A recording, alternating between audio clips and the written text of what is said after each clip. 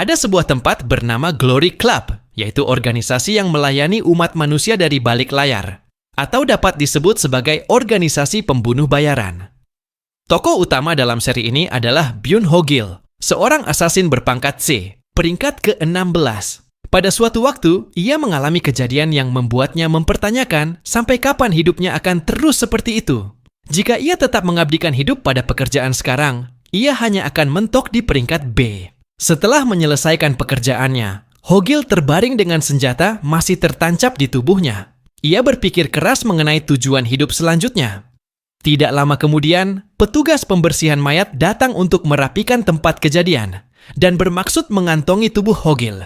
Namun ia terkejut ketika Ho-gil berteriak bahwa dirinya masih hidup. Ia pun pulang sambil membawa skuter. Di perjalanan ia mengeluh bahwa satu-satunya kemampuan yang ia miliki hanyalah menggunakan pisau. Sehingga ia sempat terpikir untuk bekerja di restoran sushi. Namun tanpa sengaja, ia mendengar iklan dari layar digital di jalan. Iklan tersebut menawarkan kursus untuk menjadi pengacara. Dengan nada meremehkan, Ho-gil berkata dalam hati bahwa masih saja ada orang yang percaya pada penjual kursus, dan itu hanya berhasil bagi orang yang benar-benar cocok. Namun, di luar dugaan, ia mencoba mengikuti kursus tersebut dan ternyata berhasil lulus menjadi pengacara. Ia menganggap itu adalah bakat baru. Ho-gil berkata bahwa pekerjaan ini jauh lebih mudah daripada menghabisi nyawa seseorang, dan ia tidak menyangka mereka memberi sertifikat pada mantan assassin. Dengan sombong, ia berkata bahwa kini ia tidak perlu lagi mempertaruhkan nyawanya, dan hanya perlu menggerakkan pulpen. Semua hasil pekerjaannya dulu, ia habiskan untuk membuka kantor pengacara, dan ia percaya diri akan mendapatkan keuntungan besar di masa depan. Namun, nasib berkata lain. 5 bulan berlalu, dan Ho-gil tidak mendapat satu pun kasus. Ia pun stres karena masih harus membayar bunga dan hutang. Di titik terendah dalam hidupnya, ketika ia hampir menyerah, tiba-tiba ia menerima telepon dari seorang klien yang ingin menyewanya sebagai pengacara. Hal itu membangkitkan kembali semangat hidupnya. Ia menerima kasus tersebut karena bayaran yang sangat besar. Ia segera menemui kliennya di penjara. Klien itu bernama Do Chan, seorang gangster dengan riwayat 18 pelanggaran kriminal.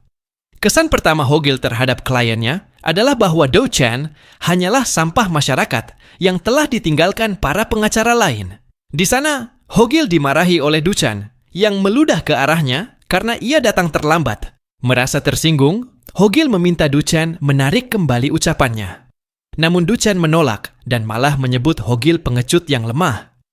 Dalam bayangannya, Ho-gil mengambil pena, menusukkannya ke tangan Do Chan, lalu mencekiknya dengan tatapan membunuh, membuat Do Chan menangis ketakutan seperti bayi. Namun itu hanya fantasi. Pada kenyataannya, Do Chan tetap memasang ekspresi meremehkan, dan Ho-gil hanya bisa meminta maaf. Do Chan kemudian bertanya apakah ia bisa keluar dari penjara. Ho-gil menjelaskan bahwa kasusnya sangat sulit, apalagi buktinya kuat. Rekaman CCTV menunjukkan Do Chan memukul korban hingga tewas dan meninggalkannya begitu saja. Do Chan tidak peduli dan hanya ingin segera bebas. Ho-gil memberi saran agar Do Chan berdamai dengan keluarga korban. Do Chan pun memerintahkannya untuk melakukan hal itu. Mau tidak mau, Ho-gil pergi menemui keluarga korban. Di perjalanan, Ho-gil mengeluh bahwa pekerjaannya sekarang tidak jauh berbeda dengan pekerjaan lamanya. Jika dipikirkan kembali, mana mungkin ada orang yang mau berdamai dengan pembunuh ayahnya. Meski begitu, ia tetap berusaha menyelesaikan tugasnya. Saat tiba di rumah keluarga korban, ia langsung diusir oleh anak lelaki korban. Ho-gil tetap membujuk untuk berdamai dengan imbalan uang sebesar 1 miliar won, meminta anak itu menandatangani berkas yang dibawanya. Nama anak itu adalah Ji-hu dan korban adalah ayah kandungnya. Ji-hu bertanya kepada Ho-gil, "Jika Anda menjadi saya, apakah Anda masih bisa berdamai dengan orang yang telah membunuh ayah Anda sendiri?" Ia mengatakan itu sambil menangis dan kembali bertanya apakah Ho-gil mampu memaafkannya.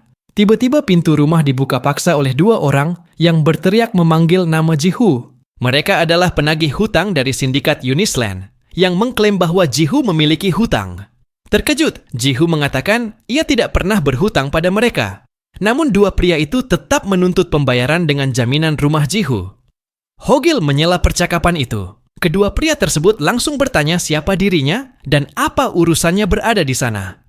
Hogil menjawab bahwa ia hanyalah orang yang kebetulan lewat, lalu pergi meninggalkan rumah Jihu. Dalam perjalanan pulang, ia melapor kepada Do-chan bahwa misinya gagal, dan ia akan mencoba membujuk Jihu lagi nanti. Namun ketika hendak naik taksi, ia tampak ragu. Adegan berpindah kembali ke rumah Jihu, tempat dua pria itu sedang menginterogasinya. Jihu berusaha melindungi diri dengan memegang senjata, tetapi mereka tidak gentar. Mereka malah mengunci pintu, menjambak rambut Jihu, dan hendak memukulnya sebagai pelajaran.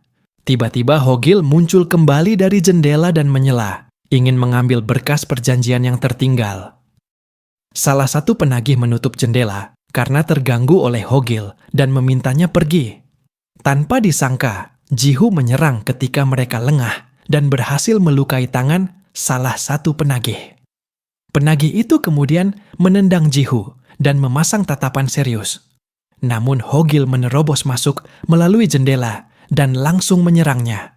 Sebagai pengacara, Hogil menjelaskan bahwa tindakan kedua pria itu merupakan pembobolan rumah, lalu menyebutkan pasal 319 Kitab Undang-Undang Pidana Republik Korea.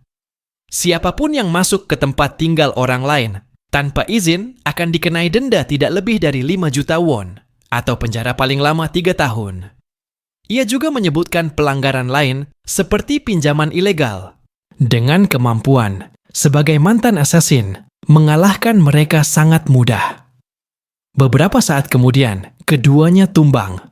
Dengan gaya percaya diri, Hogil berkata agar mereka tidak macam-macam dengan pengacara yang sedang marah.